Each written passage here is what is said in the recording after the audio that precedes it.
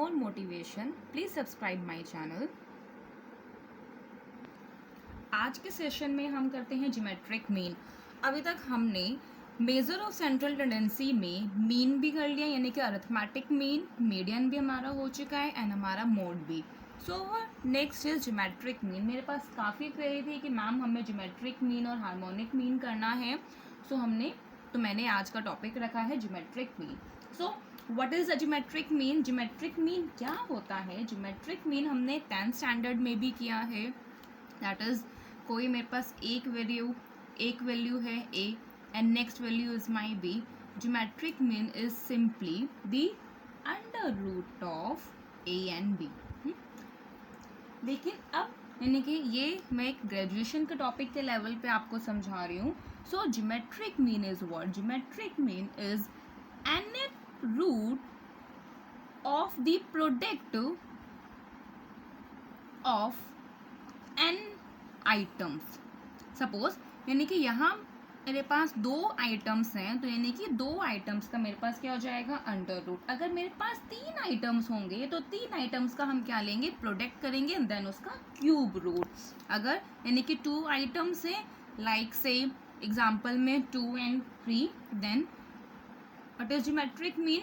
Geometric mean is square root of product of 2 items. यानी कि 2 items का product कर देंगे, that is 2 multiply by 3 and then उसका हमने क्या कर देंगे? स्क्वायर रूट निकालेंगे. एंड देन एग्जाम्पल में next example that is 2 3. Geometric mean is cube root of, क्योंकि यहाँ पे 3 नंबर्स हैं, that is cube root of product of 3 items, that is 2 multiplied by 3 multiplied by 4, that is 24. Fine. And then if there are 4 number, then geometric mean of the 4 items would be the 4th root of the product of 4 items. ठीक है.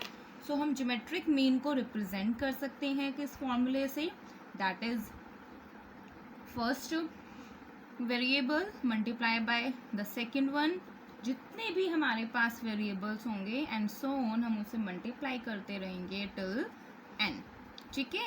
n variable तक हम उसे multiply करते रहेंगे and जितना n होगा उसी का ही हम क्या लेंगे? यहाँ पे रूट लेंगे. अगर n यहाँ पे 2 है तो देन उसका हमने स्क्वायर रूट, यहाँ 2 एंड देन 3 है तो उसका 3 लिखेंगे. ये साइन हमारा मल्टीप्लिकेशन का है, ये मैंने ब्रैकेट लगा दिया है, हमारा वेरिएबल्स का साइन है. ठीक है. That is n. फाइन. यानी कि हमें इसमें इस ज्योमेट्रिक मीन के फॉर्मूले में हमें सिंपली क्या लर्न रखना है? हमें और उसमें ध्यान भी रखना है कि कोई भी वैल्यूज़ क्या होनी चाहिए? ज़ीरोज़ नहीं होनी चाहिए. कौन से पॉइंट्स का हमें ध्यान रखना है? Number 1, value of any item should not be zero. Obviously यानी कि आइटम की वैल्यू ज़ीरो नहीं होनी चाहिए, क्योंकि अगर आइटम की वैल्यू मेरी ज़ीरो होती तो एंटायरली सारा मेरा ज्योमेट्रिक मीन क्या हो जाएगा? ज़ीरो हो जाएगा. Next is value of any item in a series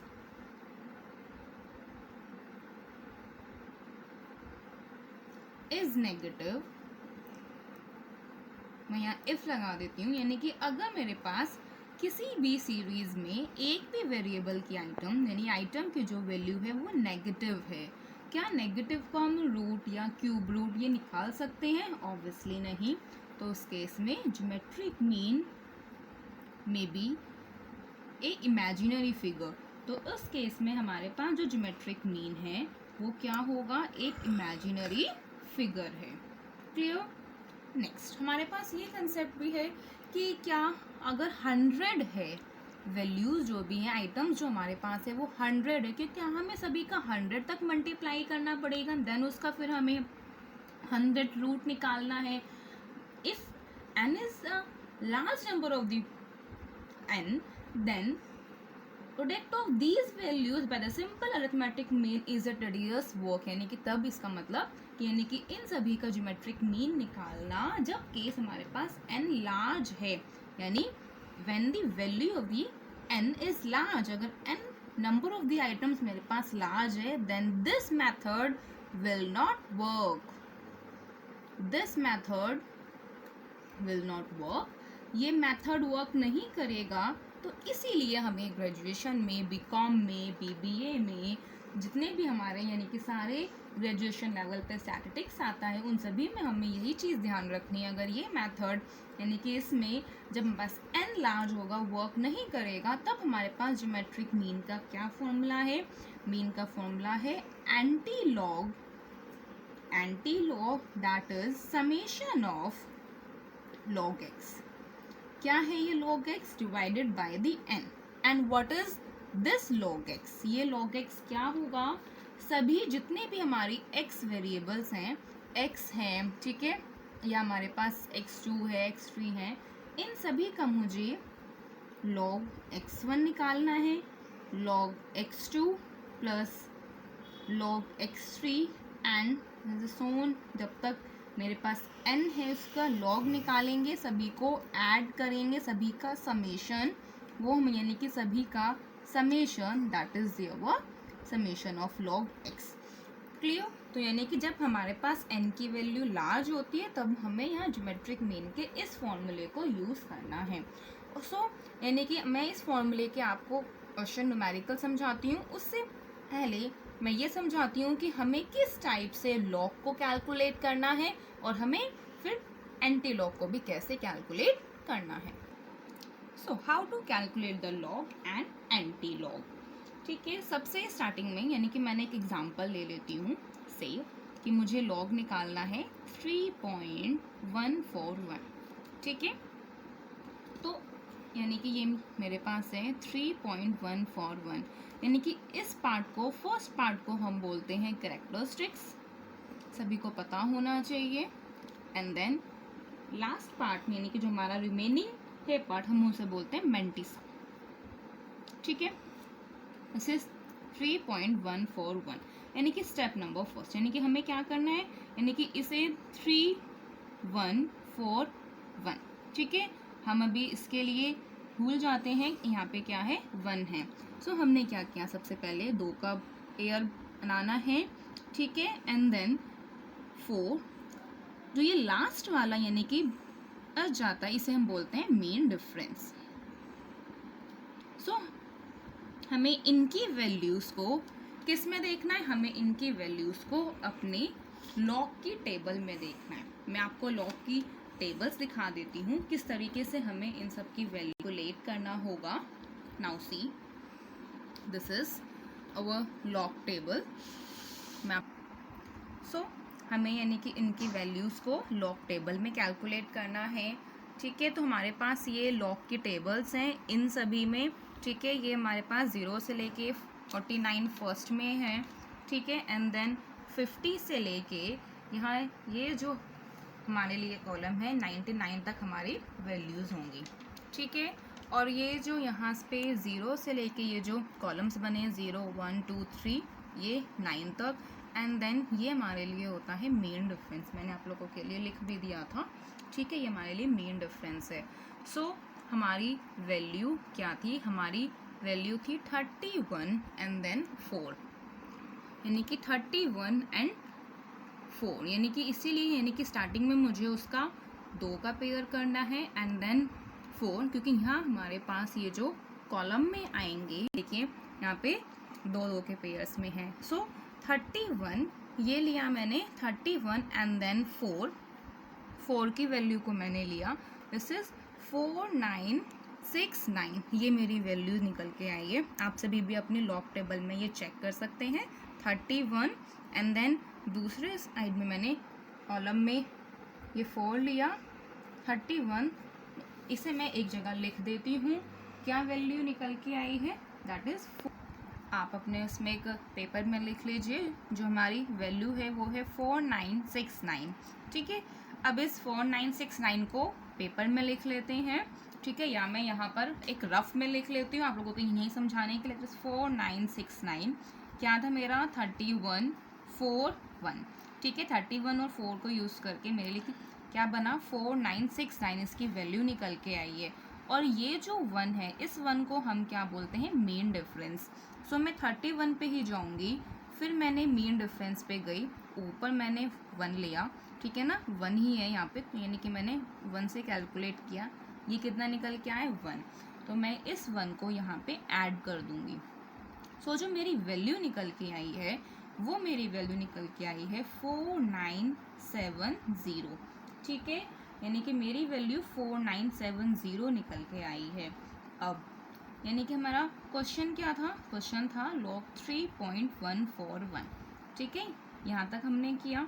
and then आपको ये ध्यान रखना है कि ये जितनी भी वैल्यूज हमने इस टाइप से निकाली, ये हमारी 0.4970 पे वैल्यू होती है।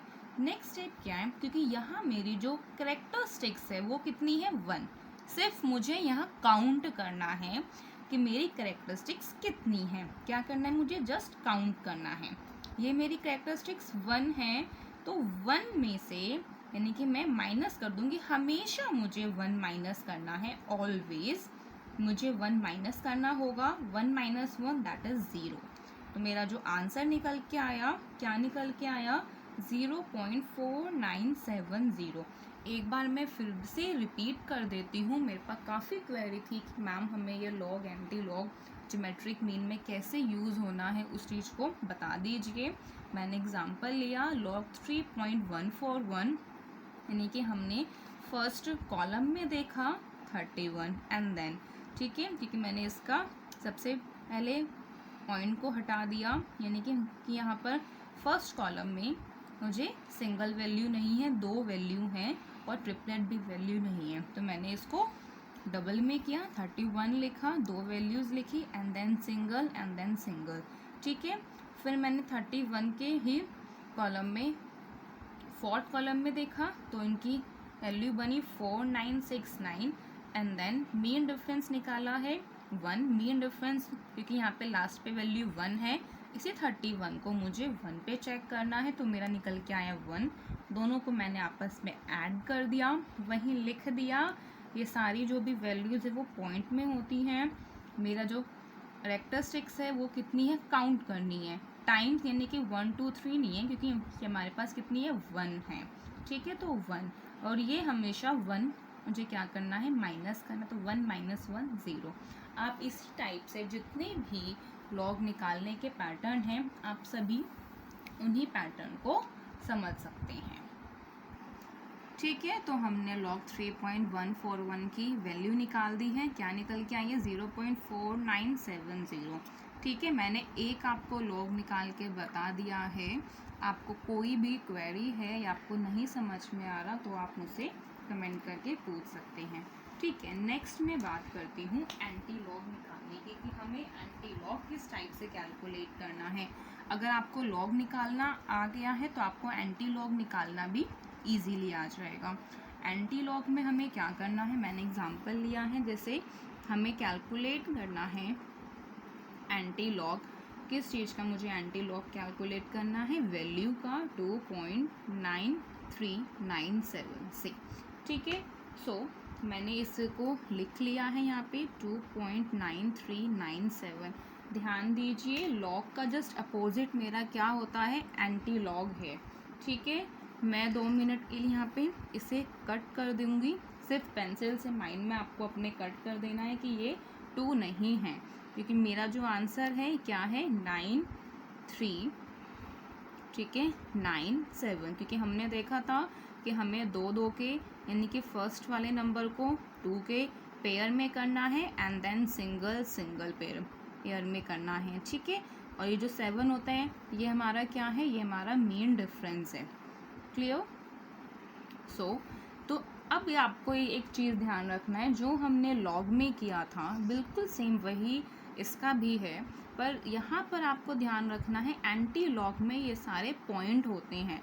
जहाँ यहाँ पे हमने लॉग निकाला है, लॉग की वैल्यू आई थी 0.49। वो जो 0.49 है ना, हमेशा मेरा जो लॉग होता है वो पॉइंट में है, तो यहाँ मुझे इसका पॉइंट लिखना है।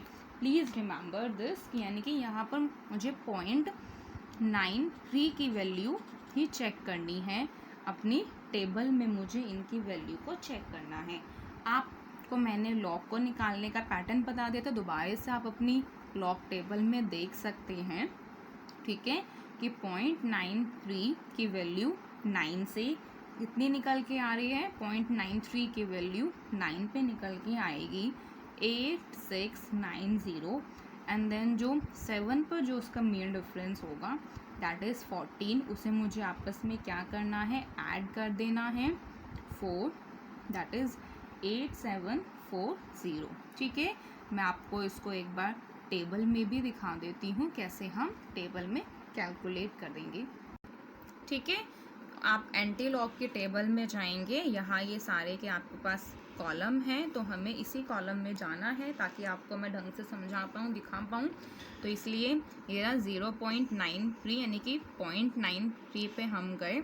ये मैंने ऊपर आपकी कन्वीनियंसी के लिए लिख दिए हैं कॉलम्स में, यानी कि 0.93 पे गए 9, तो ये कितना वैल्यू आई 8690। ठीक है, फिर यानी ये हमारी वैल्यू थी मीन डिफरेंस 1 2 3 4 5 6 7 दैट इज़ 14। ठीक है, सो यानी कि 8690 को यानी कि मुझे ऐड करना है किस में, यानी मुझे इसे ऐड करना है 8690 को ऐड करना है 14 में, दैट इज़ 8704। नेक्स्ट मेरे पास जो स्टेप है, क्या यहाँ हमने लॉग में माइनस किया था ना, यानी कि यहाँ मुझे क्या करना है, कोई भी वैल्यू अगर ये 2 है तो ठीक है 2 ही रहने देना है नेक्स्ट स्टेप में, पर यहाँ वहाँ मैंने माइनस किया था, यहाँ मुझे क्या करना है, ऐड करना है। ठीक है, वहाँ मैंने माइनस किया था, यहाँ मुझे ऐड करना है, दैट इज़ 3। तो मेरा जो आंसर है, ठीक है, वो यहाँ पे यानी कि मुझे 3 नहीं लगाना, ध्यान रखना ये 3 है, ये रिप्रेजेंट करता है मेरे डेसिमल को, that is 870.4. So this is my anti-log of 2.9397 8704। Actual में तो मेरा आंसर यहीं तक आ गया था, बस इसमें मुझे 2 में ऐड करना है 1, तो वो मेरा डेसिमल को रिप्रेजेंट करता है। ठीक है, तो ये हमारे थे लॉग निकालना एंड देन एंटी लॉग निकालना। अब हम न्यूमेरिकल क्वेश्चंस करते हैं। That is question number first, numerical करते हैं हम। कैलकुलेट ज्योमेट्रिक मीन, मुझे कैलकुलेट करनी है geometric mean from the following data, short में लिख देती हूँ, दैट इज 15। ये एक इंडिविजुअल सीरीज के क्वेश्चन है, ठीक है, क्योंकि हर मीन मीडियन मोड में हमारे पास अलग अलग सीरीज के निकलेंगे। इंडिविजुअल सीरीज मीन्स कि हमारे पास कोई भी फ्रिक्वेंसी नहीं है। दैट इज 15.7 17157 1.57 मैंने अलग अलग पॉइंट्स में लिए हैं वैल्यूज़ को, कि ताकि आप लोगों को लॉग और जब एंटी लॉग निकालें तो हर वैल्यूज़ को समझ में आ जाए कैसे निकाले हुए। So now see value of the items, यानी कि मैंने सभी की आइटम्स की वैल्यूज़ को रख दिया है, लिख देती हूँ, that is values of the item 15 20 15.7 1.75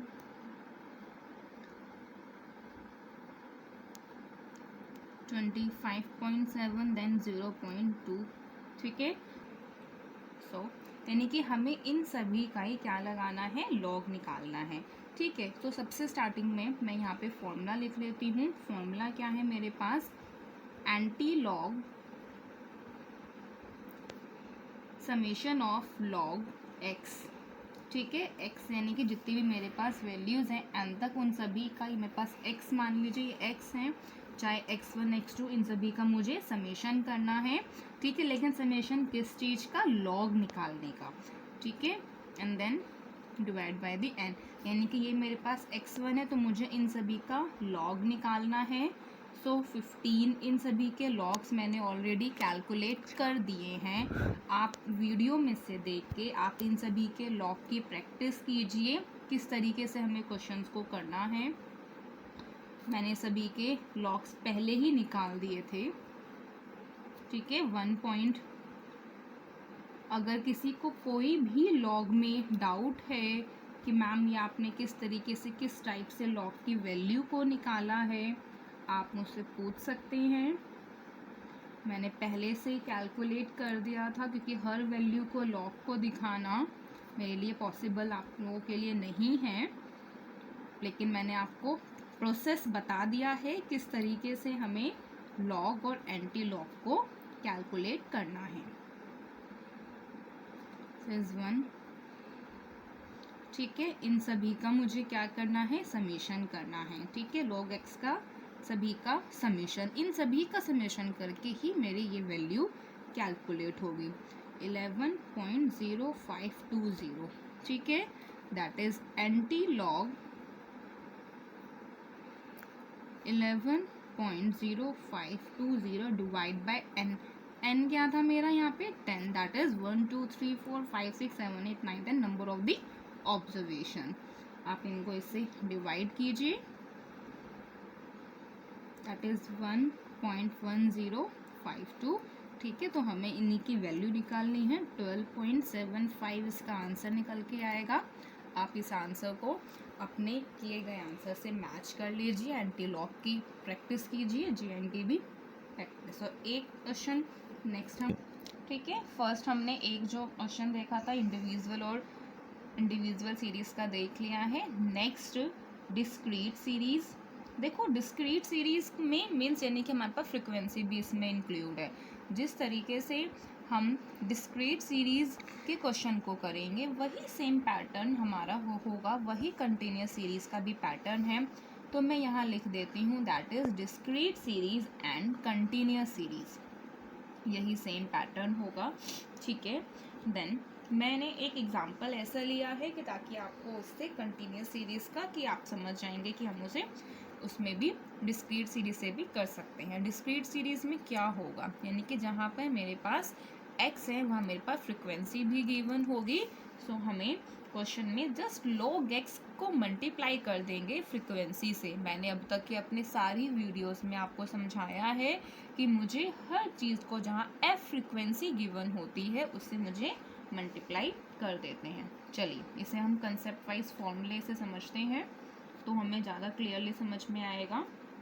this is our series, ठीक है। मार्क्स हैं, मैं इसे ऑलरेडी ऐसे लिख देती हूँ ताकि मुझे रिपीटिशन ना लिखना पड़े। Mark that is more than, ठीक है। ध्यान दीजिए कि हमें क्वेश्चन में मोर देन गिवन है।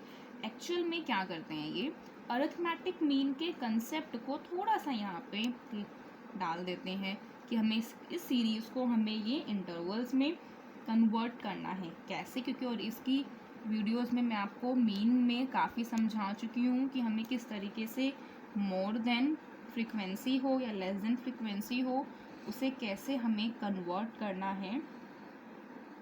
That is 40 number of the student, that is 7, that is 40 again 40 63 and then 70। now see हमें क्या गिवन है, हमें गिवन है मोर देन 70, मोर देन 60, यानी मोर देन 20, यानी कि 70 से ज़्यादा।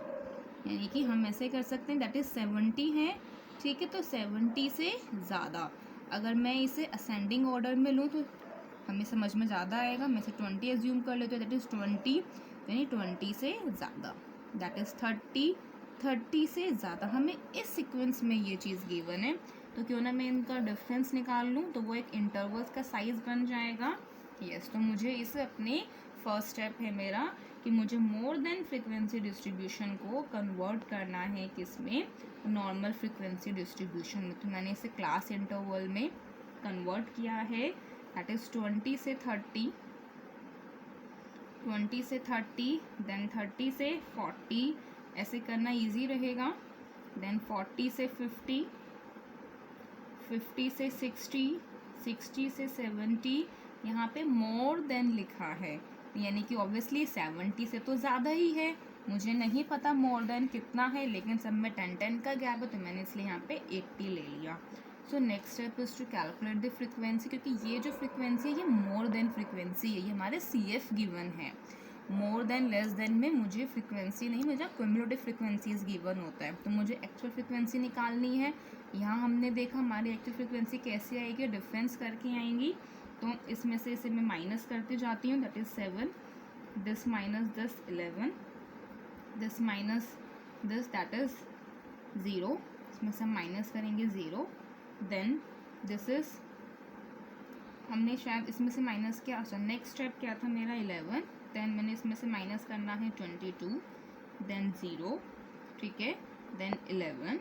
आप फिर नेक्स्ट में मोर देन 7 है तो वो तो 7 ही रहेगा, ठीक है। मैंने पहले से भी कैलकुलेट किया था क्वेश्चन को, आप दोबारा से भी ओके एक बार मैं फिर भी एक बार इसे चेक कर लेती हूँ, दैट इज़ 20 से लेके 30 में this minus this is our the 7, okay ठीक है, 63 माइनस 40, ठीक है, ये शायद मैंने जल्दबाजी में कैलकुलेशन कर दी है, आप प्लीज़ कैलकुलेशन का ध्यान रखिएगा। 23 दिस माइनस दिस इज़ 0, ये मेरा 0 है, and then 22 and then this minus this is 20, this is 11 and 7, ठीक है, रेस्ट इज द सेम, ठीक है। मैं एक बार यहाँ दोबारा लिख देती हूँ, जो हमारी फ्रिक्वेंसी कैलकुलेटेड आई है दैट इज 7, 23, 0, 22, 11 एंड 7, ये इन सभी का क्या निकल के आई है, डिफरेंस निकल के आई है, ठीक है। सो अवर नेक्स्ट स्टेप क्या है हमारा, क्योंकि हमें यहाँ क्लास इंटरवल्स गिवन है, सो हमें क्या निकालनी है, हमारी मिड वैल्यूज़ को निकालना है, दैट इज़ अवर एक्स, क्योंकि हमारे पास एक्स तो कहीं भी नहीं है, इनका डिफरेंस क्या हो जाएगी, यानी कि मेरी दोनों को ऐड कर दो देन डिवाइड बाय 2, ठीक है, वो मेरी मिड वैल्यूज़ हैं 45, 55, 65 एंड देन 75, एंड देन मुझे क्या करना है, x निकाला है मैंने, वही सेम है, मुझे log x निकालना पड़ेगा, ये मेरे सभी log हैं, यानी कि इन सभी का मुझे log x निकालना है। मैंने पहले से ही अपना log कैलकुलेट किया हुआ था, कि ताकि बाद बीच में दिक्कत ना हो, log की वैल्यू मैंने ऑलरेडी निकाल ली थी, that is 1.397 this value, next is 1.8129, आप इसे रीचेक कर लीजिए कि वही आपका आंसर सेम ही आना चाहिए। एंड देन स्टेप में क्या है कि मेरे पास फ्रिक्वेंसी गिवन है, जो मैंने फ्रिक्वेंसीज निकाली थी, ठीक है। सो मुझे log x को फ्रिक्वेंसी से क्या करना है, मल्टीप्लाई करना है। आप इसे इस फ्रिक्वेंसी को log x से क्या कीजिए, मल्टीप्लाई कीजिए, 19.9 दैट इज 9.9 मैंने ऑलरेडी यहाँ पे दोबारा से कैलकुलेशन अपनी चेक कर ली है, ठीक है, क्योंकि यहाँ मैं कैलकुलेशन भी कर रही थी, तो ये log x इंटू एफ जो मेरा प्रीवियस वाला था वो मुझसे गलत हो गया था, तो मैंने अपनी कैलकुलेशन को दोबारा से चेक कर लिया, फिर लिख दिया। देखिए इस क्वेश्चन में थोड़ी बहुत कैलकुलेशन की मिस्टेक हो सकती है, तो प्लीज़ ध्यान से कैलकुलेशन कीजिएगा, ठीक है। सो n, तो यानी कि इन सभी का log x को फ्रिक्वेंसी से मल्टीप्लाई करके मेरा ये वैल्यू निकल के आई है, देन यानी कि log x को मल्टीप्लाई किया मैंने सभी f से, उन सभी का मैंने समेशन निकाल दिया है, और हमें क्या चाहिए, इसको मुझे डिवाइड करना होता है n से, और now in this case frequency का है क्वेश्चन, तो फ्रीक्वेंसी के केस में n क्या होता है, summation of frequency that is 70, ठीक है। अब हम फॉर्मूले को लिखते हैं, क्या है फॉर्मूला gm का, दैट इज एंटी लॉग मुझे निकालना है, किसका, summation of log x into x का समेशन करके डिवाइड बाय n, फिर उसका मुझे एंटी लॉग निकालना है, दैट इज़ 116.65, यहाँ मैंने कैलकुलेट किया है, n is my 70, that is antilog of 1.6665 क्या निकला 4640। मैंने अपनी कैलकुलेशन को दोबारा से चेक कर लिया। आप इसी क्वेश्चन की प्रैक्टिस कीजिए कि जिस तरीके से मैंने आपको कंटिन्यूस सीरीज का समझाया है, आपको डिस्क्रीट सीरीज में सिंपल ही दिया होगा f और आपके पास क्या x दिया होगा। ठीक है, thank you. Please subscribe my channel so that I can give you the more videos. और आप मुझे कमेंट भी कीजिए कि आपको कौन से टॉपिक को पढ़ना है। And thank you.